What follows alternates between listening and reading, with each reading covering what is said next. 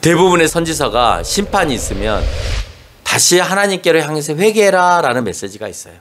그런데요, 재밌는 게 나훔서는 심판의 내용은 담고 있는데 아수르가 다시 회복되어진다는 메시지가 없어요. 나는 기회 줬다.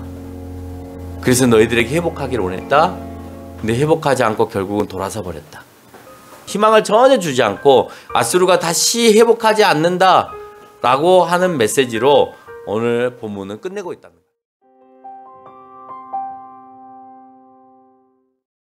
오늘 여러분하고 같이 나눌 말씀의 제목은 하나님 앞에 누가 설 수 있는가입니다.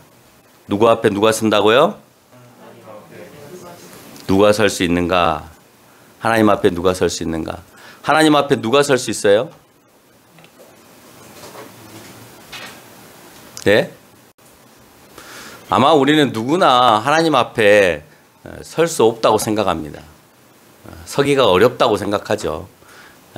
하나님 앞에 서는 자는 오직 경건한 자, 거룩한 자, 의로운 자여야 되는데 완전한 의로움과 거룩함 모르겠어요. 저번에 죄 지은 거를 오늘 와서 다 회개를 잘하고 하나님의 예수 그리스도의 제사함을 받으신 분들이야 하나님이 의롭다 하여서 오늘 의로운 자로서 하나님 앞에 설 수 있겠지만 그렇지 않은 사람들은 오늘 하나님 앞에 서기가 두렵겠죠. 늘. 그런데 중요한 건 뭐냐면 누구나 하나님 앞에 서고 싶어 한다는 거예요. 그리고 만나고 싶어 한다는 거예요. 서는 것에 대한 두려움을 우리가 가지고 있지만 누구나 다 만나고 싶고 또 서고 싶어 하는 겁니다. 이중적 생각을 가지고 있는 거죠. 그 이중적 생각 안에는 내가 설 수 없다는 것은 내가 하나님 앞에 온전히 회개하지 아니하였음에 대하여서 설 수 없는 것이고 내가 서고 싶고 만나고 싶다라고 하는 것은 내가 오늘 하나님과 교통하고 하나님의 도움을 받고자 하는 의도가 있는 거예요. 다른 말로 표현하면 하나님의 도움을 받고 하나님의 능력을 힘입으려면 내가 하나님 앞에 경건하고 의로운 자의 모습으로 살아가지 않으면 설 수 없는 거죠. 그런 결론을 오늘 맺게 됩니다. 하나님 앞에 누가 설 수 있느냐에 대한 답은 의로운 자다. 따라서 합니다. 의로운 자다. 여러분 의로운 자입니까? 라고 말하면 의로운 자는 없습니다. 그러면 우리는 의로워질 수 있습니까? 라고 말하면 네라고 얘기합니다. 어떻게 의로워집니까? 라고 물으면 예수 그리스도에게 내가 죄의 고백을 하고 온전한 죄의 고백을 합니다. 입만 뻥끗거리는 죄의 고백이 아니라 내 삶을 바꾸는 죄의 고백이 이루어질 때 내가 죄사함을 얻게 되어집니다. 그건 구약이든 신약이든 다 마찬가지로 아담 이래에 의로운 자가 없어요. 아담부터 죄를 지었기 때문에. 그래서 의로운 자가 없는데 부패한 양심을 따라서 아담 이후로는 양심도 온전하지 않아서 부패해지기 시작했죠. 그러나 그 양심 가운데 내가 부패한 양심 가운데도 성령은 얘기하세요. 그 사람이 믿든지 믿지 않든지 간에. 그래서 나에게 찔림을 줍니다. 그래서 양심을 따라서 의롭게 살려고 하거나 그리스도 앞에 회개함으로 그 죄 문제를 해결받아야 된다라고 하는 거예요. 그렇지 않으면 그 누구도 그 어떤 능력으로도 하나님 앞에 설 수 있다 없다? 하나님 앞에 설 수 없다라고 하는 겁니다. 오늘 본문에서 말하는 니느웨의 멸망을 어느 성경책에서도 말을 하고 있어요? 요나서에도 얘기하고 있습니다. 오늘 나훔서에서도 니느웨의 멸망에 대해서 얘기를 하고 있지만 오늘 본문과 같이 니느웨의 멸망을 요나서에서도 얘기하고 있는 것을 우리가 잘 알고 있습니다. 그의 활동이 요나의 활동이 BC 784년에서 722년이었다면 나훔은 BC 650년에서 620년에 활동한 인물이니까 요나보다도 130년 후에 등장하여서 활동한 인물입니다. 그래서 아수르가 BC 612년에 멸망을 하니까 그 멸망을 외쳤던 선지자라고 말할 수가 있겠죠. 특별히 나훔이 이 메시지를 선포한 시기를 가름할 수 있는 내용이 있어요. 나훔이 그러면 도대체 이 메시지를 언제쯤 나훔이 활동했던 시기가 600년대라고 하는데 그러면 그 시기가 어느 때쯤이냐라고 살펴봤더니 오늘 본문의 3장 8절에 보니까 이집트의 수도 노아몬이라고 하는 지명이 등장을 합니다. 그래서 내가 어찌 노아몬보다 낫겠느냐. 그가 강들 사이에 있으므로 물이 들렀으니 바다가 성루가 되었고 바다가 방어벽이 되었으며, 이 말은 열심히 잘 지어놓은 성벽이라 할지라도 내가 그 가운데 창수가 나게 해서 물이 가득하게 해서 그 성을 못 쓰게 하면 아무 의미가 없다는 거예요. 그걸 봤다는 거죠. 그 노아몬의 멸망을 봤다는 거예요. 그 노아몬의 멸망, 그게 아수르 왕 아술바니아팔에 의해서 주전 663년에 일어났던 사건이니까 아마 663년에 가까운 그 언간에 나움서가 쓰여진 것이다. 그러니까 그 사건이 벌어지고 난 이후에 쓰여진 것이다 라고 하는 것을 우리가 알 수가 있습니다. 그래서 나움이 650년에서 622년에 활동한 그 근거가 오늘 이 본문 안에도 들어있다라고 하는 것을 알 수가 있는 거죠. 이 시기는 요시아에 의해서 남유다가 또한 종교개혁을 일으키고 있었던 시기이기도 했습니다. 그러니까 남유다는 의로워지려고 노력하는 땅이었어요. 그러면 의로운 나라, 의로운 백성들, 의롭게 되고자 하는 그 백성들의 모습을 보고 하나님은 좋아하셨겠죠. 그러면 그 의로운 백성들을 누가 지금 괴롭히느냐라고 하는 것을 쳐다보니 아수르가 괴롭히고 있거든요. 그러니 당연히 오늘 나움서를 통하여서, 나움 선지자를 통하여서 아수르 너희들 그렇게 주변의 나라들에게 의롭지 못한 행동들을 하면 내가 너를 가만히 두지 않을 거야 라고 하는 거예요. 그 주변의 나라들에게 포악한 행동, 난폭한 행동들을 하는 것, 의롭지 못한 행동들을 하는 것 안에 포함되어 있는 민족이 누구냐? 이스라엘 민족도 그 안에 포함이 되어 있는 겁니다. 그래서 그 민족들에게까지 너희들이 의롭게 행동하지 않으면 안 된다. 나움의 선포가 남유다에게는 아마 큰 위로가 되었을 거라는 생각을 해요. 다시 말하면 요나의 선포는 유다에게는 위로가 되지 않죠. 회개하면 살려준다 라고 했더니 회개해버렸어요. 그러니 유다는 위로가 안 되죠. 아, 강한 나라가 강성해졌으니 결국 우리를 침략할 것이고 침략하면 우리가 힘들어질 거니까 위로가 안 됩니다. 근데 오늘 나움서는 오늘 니느웨 성, 아수르의 수도인 니느웨 성을 멸망시키겠다는 거예요. 위로가 되겠어요? 안 되겠어요? 위로가 되죠. 그래서 오늘 본문은 그런 맥락하에서 전체적인 흐름을 통하여서 하나님은 무조건 심판을 내리고 하나님의 백성이 아닌 사람은 무조건 심판이 내리고 하나님의 백성인 사람은 심판하지 않고의 개념이 아니라 모든 인류를 향하여서 그가 의로웠느냐 의롭지 않았느냐를 가지고 하나님은 심판하시겠다는 거예요. 오늘 본문 처음은 어떤 말로 선포가 되어지냐면 2절에 보니까 여호와는 질투와 보복하시는 하나님이시다라고 시작합니다. 이런 단어들은 왠지 현대 교회에서 강조하는 하나님의 사랑과 맞지 않는 단어들로 보여지죠. 그렇죠? 하나님의 사랑과 맞지 않아. 하나님은 사랑이시다 그랬는데 오늘 하나님은 질투와 보복하시는 하나님이시대요. 왜요? 의롭지 않으니까. 의롭지 않은 것에 대해서 질투와 보복을 해주셔야 그분이 진정한 사랑의 하나님이 되는 거죠.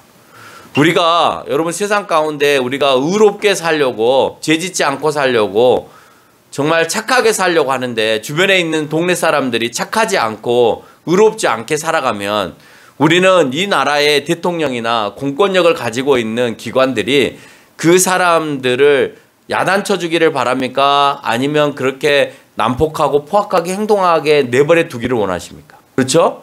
다시 말해서 하나님은 사랑이다 라고 하는 말 안에는 공의롭지 못한 것들을 하나님이 보복하시고 야단하시는 하나님이 되어 주셔야 하나님은 진정으로 사랑의 하나님이 되시는 거예요. 다른 말로 표현하면 여러분이 하나님 앞에 잘못하면 야단 맞는 것이 의로운 거예요. 그렇지 않으면 어느 때는 야단을 안 하시고 어느 때는 야단을 하시고 그러면 그분은 공평하지도 않으시고 의롭지도 않은 하나님이 되는 거죠.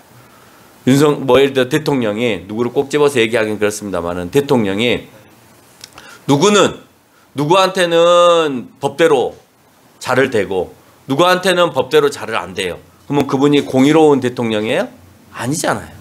우리 세상의 원리 안에서도 그게 공의롭지 않다고 생각하면서도 하나님은 왠지 나한테만 잘해야 된다라고 생각하는 것은 잘못된 것입니다. 그 말은 무슨 말이냐? 내가 의로워야 우리는 적어도 하나님을 믿기 때문에 의로워지는 방법을 알고 빨리 의로워질 수 있는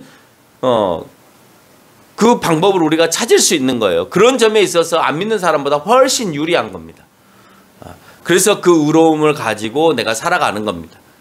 그러나 나홈서는 그와 반대로 노하기를 더디하는 말씀도 설명하고 있어요. 특별히 7절에서 보니까 선하시며 환난 날에 산성이시다라는 말씀을 하시면서 하나님께서 참지 않아도 되는 사람, 선한 백성, 의로운 사람에 대해서는 하나님을 향한 믿음이 늘 변함없이 이루어지고 있기 때문에 하나님께 피할 수 있는 그런 존재로서, 그런 분으로서 늘 자리를 잡고 있다라고 하는 거예요. 그래서 하나님, 우리가 하나님 앞에 도와주세요. 하나님, 우리가 이런 어려움을 당하고 있어요. 라고 기도할 때는 그가 진정으로 하나님 앞에 회개하고 의로운 자의 모습으로 나아갈 때 하나님은 도와주세요라고 하는 그 하나님이 나에게 산성이 되어 주신다는 거예요. 나의 그 도와주라고 하는 그 방패막이가 되어 주신다는 거예요. 근데 그건 여러분이 경건하고 의로움 안에서 이루어지는 거예요. 여러분, 기도가 안 이루어지는 이유가 뭐냐? 하나님 앞에 온전한 회개가 이루어지지 않았기 때문에 그래요. 그냥 입만 뻥긋거리는 기도는 의미 없어요. 회개는 돌아서다는 거예요. 돌아서다. 회개는 돌아오다는 거예요. 그냥 거기에 머물러 있다가 아니고요. 내 삶을 돌이키는 의미를 가지고 있어요. 그냥 말로만 내가 회개했습니다가 아니라 진짜 몸을 찢고 죄를 뒤집어 씌우고 통곡하고 회개하는 그 마음이 있어야만이 진정한 회개가 이루어지는 거예요. 그렇지 않으면 그러면 내가 하나님 앞에 외칠 때 내가 외치는 그 소리들이 하나님께서는 듣지 않으신다는 거죠. 질투와 보복의 하나님께서 우리가 느낄 수 있는 것은 이제 참을 만큼 참았다라는 거죠. 내가 질투하겠다, 보복하겠다라고 하는 말은 이제 어쨌다고요? 내가 이제 참을 만큼 참았다. 3번까지 셌다. 이제 너는 야단 맞을 일만 남았다라는 겁니다. 어떤 나라든지 그 나라를 상대로 보복하고 노할 수 있는 분은 단 한 분밖에 없어요. 여러분, 아무리 강한 나라라 하더라도 모든 나라를 상대로 해서 전쟁을 치를 수 있나요? 없죠. 아무리 이 세상에 강한 나라라 할지라도 모든 나라를 상대로 해서 전쟁을 치를 수 없습니다. 그러나 유일하게 전쟁을 치를 수 있는 분이 있습니다. 그분이 곧 하나님이시다라고 해요. 왜 그게 가능하냐?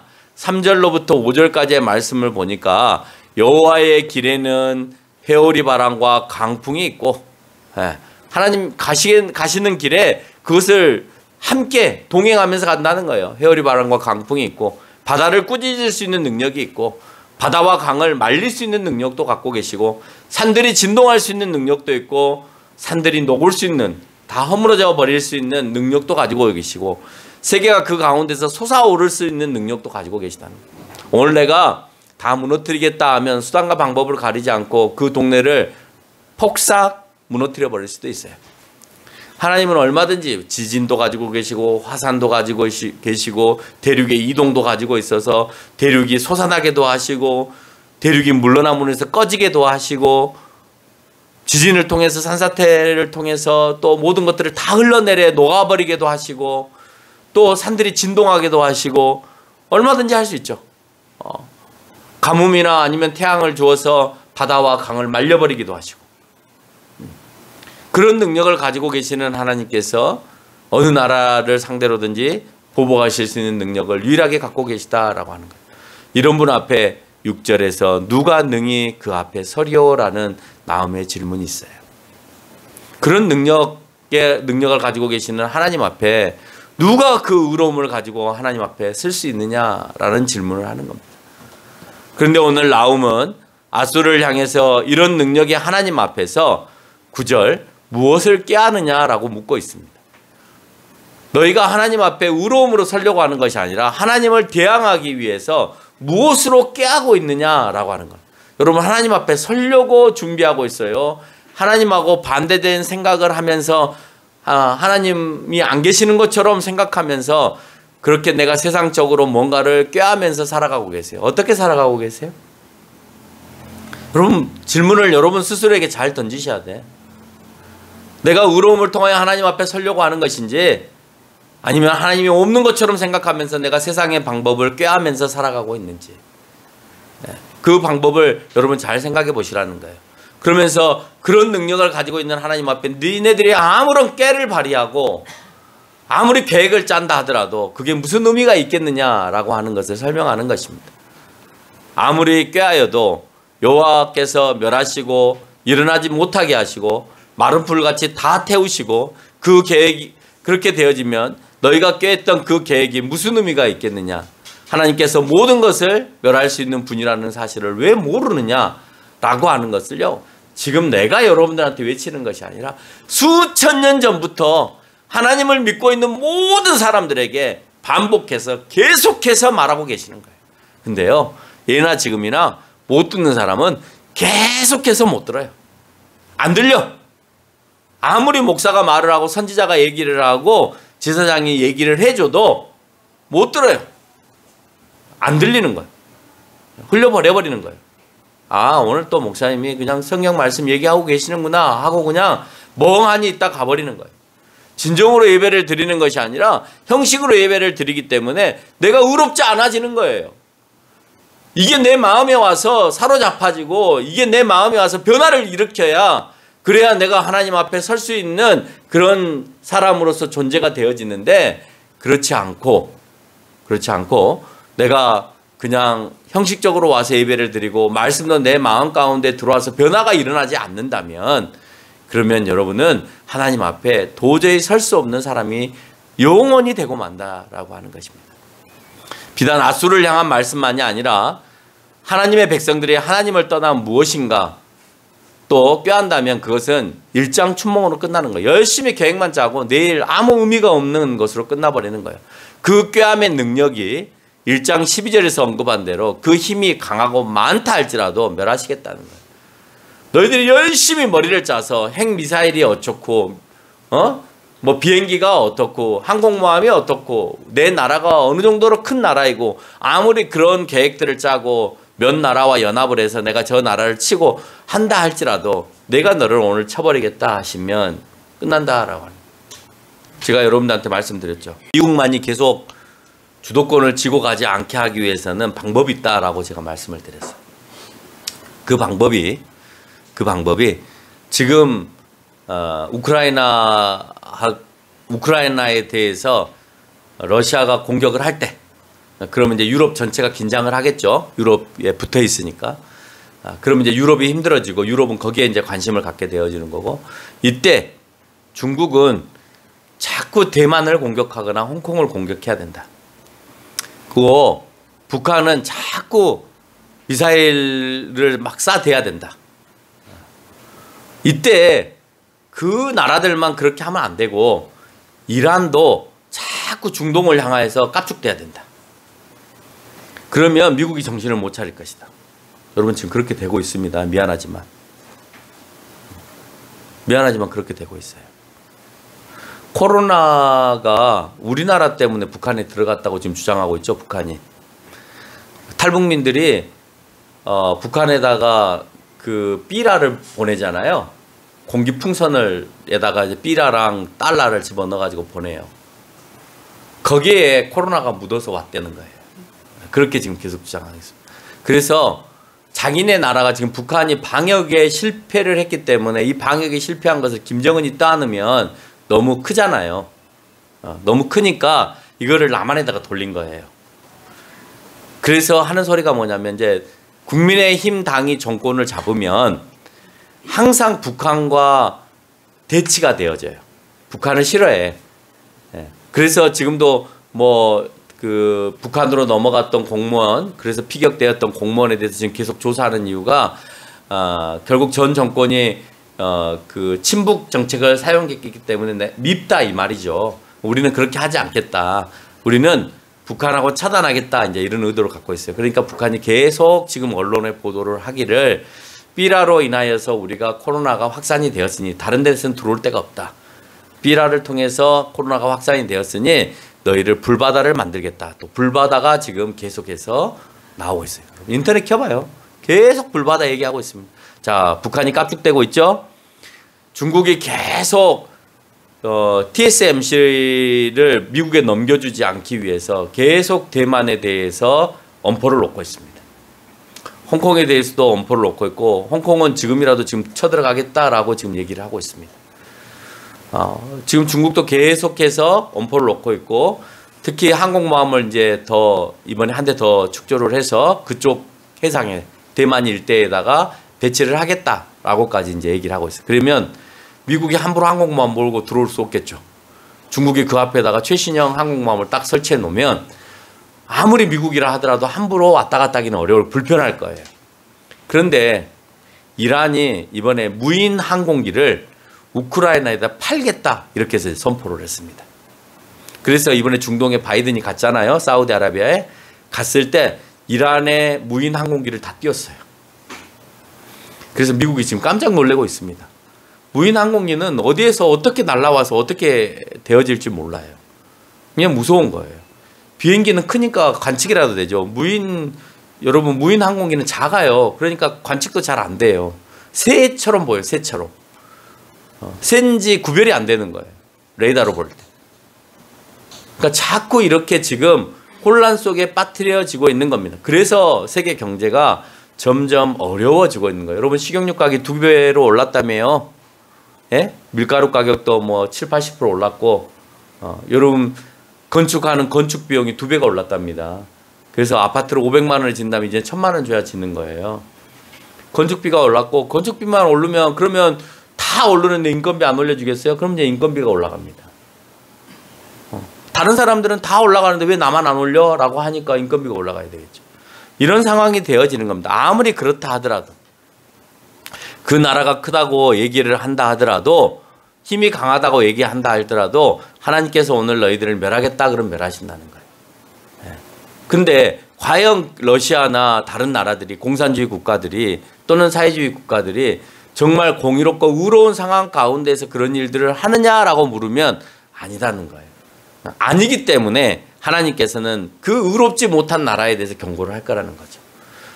요나서가 이방의 나라 아수르에서도 니느웨가 회개하고 악한 길에서 돌이키게 하시는 하나님의 자비의 모습을 기록하고 있다면 요나서가 나훔서는 하나님의 한계가 다 차서 심판을 너희들이 피할 수 없게 되었다는 내용을 담고 있다는 거예요.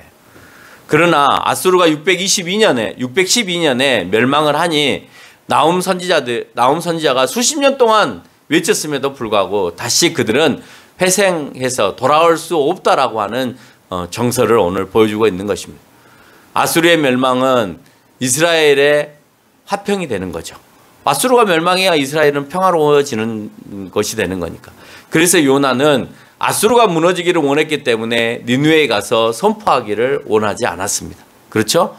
그런데 나훔은 이제 아수르의 멸망을 선포하면서 야곱과 그 아들들에게 2장 2절에 보니까 야곱과 아들들에게 주었던 영광을 회복시키겠다라고 하고 계십니다. 내가 그 가나안 땅을 야곱과 그 아들들에게 주고 그곳에서 영원히 누리게 하겠다라고 한 것을 이제 아수르를 멸망시킴으로 인해서 누릴 그 나라에서 잘 누리고 살 수 있게끔 하겠다라고 하는 거예요. 그럼 왜 아수르가 멸망해야 되느냐? 3장 1절로 4절에서 보니까 그 성에는 거짓이 가득하고 고문하는 채찍 소리가 가득하고 전쟁의 소리의 모습들이 가득하고 죽은 사람들이 가득하고 마술을 하는 음탕한 여인들이 많기 때문이다라고 얘기하고 있어요. 다른 말로 표현하면 불의가 간영한 곳이었다라고 하는 거예요. 불의하기 때문에 내가 너희를 심판하겠다는 거예요. 그 불의함의 책임자를 하나님께서 호출합니다. 누구를? 오늘 1장 11절에서 보니까 악을 꾀하는 한 사람이라고 그랬습니다. 몇 사람이요? 한 사람. 위에서 보면 많은 사람 같아요. 음탕한 여인도 있고 전쟁을 치렀던 전쟁의 군인들도 있을 것이고 채찍질하는 그런 사람도 있었을 것이고 거짓되게 살아가면서 고문했던 사람들도 있을 것이고 많은 것 같은데 오늘 한 사람을 불러내요. 그 한 사람, 악을 꾀하는 한 사람. 그 사람이요. 3장 18절에 등장하는데 그 3장 18절에 등장하는 그 사람이 누구냐? 아수르의 왕이다 라고 표현하고 있어요. 아수르의 왕이여 내 목자가 자고 내 귀족은 누워서 쉬며 내 백성은 산들에 흩어지나 그들을 모을 사람이 없도다 라고 표현하면서 오늘 아수르의 왕에 대하여서 네가 잘못함으로 해서 네 나라가 오늘 의롭지 못한 나라가 되었다라고 선포하고 있는 겁니다. 여기에서 중요한 것은 이방이냐 유대의 백성이냐의 문제가 아니라 너희가 악했느냐 악하지 않았느냐의 문제예요. 그로 인해서 내가 심판하겠다는 거예요. 여러분, 안 믿는 사람도요, 선하게 예수 그리스도를 믿고 예수 그리스도 앞에서 자기의 죄를 고백할 수 있으면 돼요.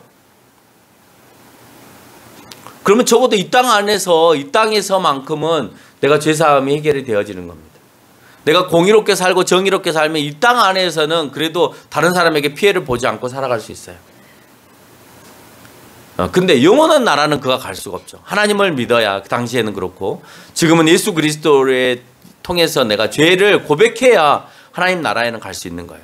이 땅에서 의롭냐 의롭지 않느냐는 다른 사람들한테 도덕적인, 내가 윤리적인 해를 끼쳤느냐 끼치지 않았느냐를 가지고 얘기하는 거예요. 그래서요, 이 땅에서 그런 법이 이미 이런 하나님이 만들어 놓은 성경의 틀이 있기 때문에 세상에서 도덕과 윤리를 잘 지키면 그 사람을 세상은 보호를 해줘요. 그렇죠?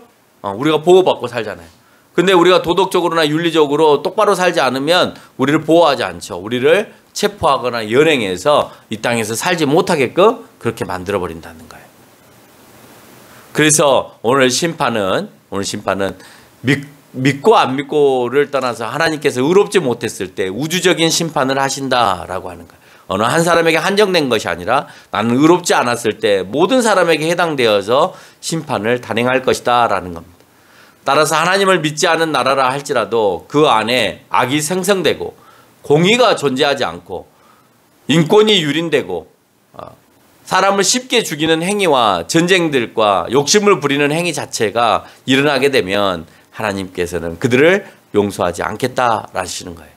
그렇다고 정말 하늘에서 군대가 내려와서 그들을 처벌하시는 것이 아니라 성경에 보니까 주변의 나라들을 통하여서 그 나라의 악함을 처벌하고 계시더라라고 하는 거예요. 그럼 러시아는 어떻게 될까요? 러시아도 이미 주변 나라들을 통해서 처벌받기 위한 준비 작업이 들어갔습니다. 러시아가 이미 지금 민간인들에 대해서 대학살이 일어나고 있죠. 그러니까 민간인들이 살고 있는 아파트나 주택가에 지금 미사일을 퍼부어서 며칠 전에도 그 잠수함에서 그 IBMC인가 하는 미사일을 이제 발사를 해서 민간인들이 살고 있는 아파트 단지나 주택 단지에 그것을 퍼부어버림으로 인해 가지고 많은 민간인들, 어린 아이들까지 이제 학살당하는 그런 일들이 벌어졌습니다. 하나님께서는 유엔을 통해서 더 큰 나라를 세워서 유엔을 통해서 전쟁 이후에 전범 처리를 어떻게 할 것이냐. 그러니까 전쟁의 범죄자를 얘기하는 겁니다. 전쟁 범죄자를 어떻게 하실 거냐에 대해서 논의에 들어갔습니다. 유엔은 지금. 그래서 그 자료들을 수집하고 있습니다. 포악한 행동에 대해서 하나님께서는 더 큰 힘을 규합하여서 그들을 파괴하겠다라고 하시는 모습을 보여주는 거예요. 여러분, 앞으로 러시아와 푸틴이 어떻게 심판대 앞에 나오게 되는가를 한번 잘 보시기 바랍니다. 아무리 3장 8절로 17절까지 말씀하신 대로 너희들이 전쟁을 준비하고 그 전쟁에서 이기려고 한다고 하더라도 그 모든 것은 허사로 만들 것이고 돕는 자들을 없게 만들 것이고 결국 아수르의 왕은 전쟁에 상처가 깊어서 죽게 될 것이다 라고 오늘 마지막으로 설명을 하고 있습니다. 결론을 맺겠습니다. 대부분의 선지서가 심판이 있으면 다시 하나님께로 향해서 회개해라 라는 메시지가 있어요. 어느 선지서이든지 간에. 그러면 네가 그렇게 해서 그 메시지를 듣고 회개하면 그러면 내가 회복하시겠다라고 하는 희망의 메시지를 항상 어느 때든지 그 선지서에 담고 있는 것이 사실입니다. 그렇죠? 선지서는 너희들 잘못했어. 회개해. 그러니까 회개합니다. 회개하고 돌아서면 그럼 용서해 줄게. 라고 희망의 메시지를 줍니다. 그런데요, 재밌는 게 나훔서는 심판의 내용은 담고 있는데 아수르가 다시 회복되어진다는 메시지가 없어요. 회복되어진다는 메시지가 요나서에 등장하고 난 다음에 그들이 도저히 회복될 수 없는 상황 가운데 이르게 되었음을 오늘 성경은 말해주고 있는 거예요. 나는 기회 줬다. 그래서 너희들에게 회복하기를 원했다. 근데 회복하지 않고 결국은 돌아서 버렸다. 아수르 왕의 불행한 죽음으로 너희들은 결국 끝을 맺게 되어진다라고 하는 내용. 그러니까 희망을 전혀 주지 않고 아수르가 다시 회복하지 않는다라고 하는 메시지로 오늘 본문은 끝내고 있다는 거예요. 앞으로 너희들이 잘하면 회복시켜줄게. 이런 메시지가 전혀 존재하지 않아요.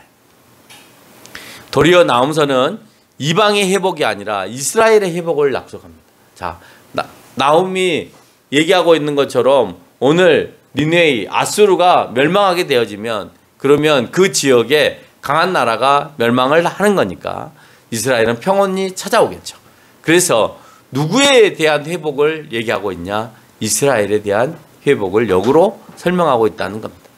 하나님은 그리스도인들만의 주권자가 아니라 전 우주적 통치자라는 사실을 우리가 기억해야 됩니다. 그 통치에 오늘 1장 2절에서 말하고 있는 대적자들의 개념은 정의를 실현하지 않는 모든 자들을 의미한다라고 하는 것입니다. 그건 믿든지 믿지 않든지 우주적 통치의 개념에서 실현하시겠다라고 하는 하나님의 섭리적 의지가 그 안에 담겨 있다라고 하는 사실을 여러분이 기억해야 된다라고 하는 거예요. 하나님은 우주의 하나님이시지 믿는 자들만의 하나님은 아니시다라고 하는 거예요. 우리의 하나님이신 건 사실이죠. 그래서 우리를 특별히 더 사랑하시고 특별히 더 이끌어내기를 원하고 계세요. 그래서 우리는 더 특별한 방법으로 하나님을 더 알아갈 수 있는 방법을 알았기 때문에 하나님을 알고자 하기만 하면 얼마든지 하나님께로 나아가서 살 수 있지만 믿지 않은 자들은 하나님께로 어떻게 나아가는지를 잘 모르기 때문에 더 불행한 삶으로 지금 살아가고 있다는 것입니다. 여러분의 하나님이 기독교의 하나님으로만 머물러 있어서는 안 돼요. 여러분 하나님을 얘기할 때 여러분 나만 알고 있으면 되지라고 생각하고 있지 않아요? 그래서 다른 사람 앞에 내가 하나님을 드러내는 것을 부끄럽다고 생각하지 않으세요? 여러분 그게 하나님이 모든 우주를 창조하시고 이끄시는 하나님이라는 것을 내가 스스로 거부하는 거예요. 내가 나만의 하나님으로 머물러 있는 사람은 그래서 내가 복음 증거하는 것을 두려워하는 사람은 결국 그 하나님은 나만의 하나님으로 멈춰 있기 때문에 그렇습니다. 그러나 하나님은 나만의 하나님이 아니라 모든 우주 만물을 창조하시는 하나님이라고 생각한다면 누구에게든지 복음을 전할 수 있어야 되는 거예요. 누구에든지 우주적으로 통치하시는 이 하나님의 능력을 선포할 수 있어야 된다는 거예요. 그래서 여러분이 세상 가운데서도 복음을 전하는데 당당한 저와 여러분이 되시기를 주님의 이름으로 축원합니다.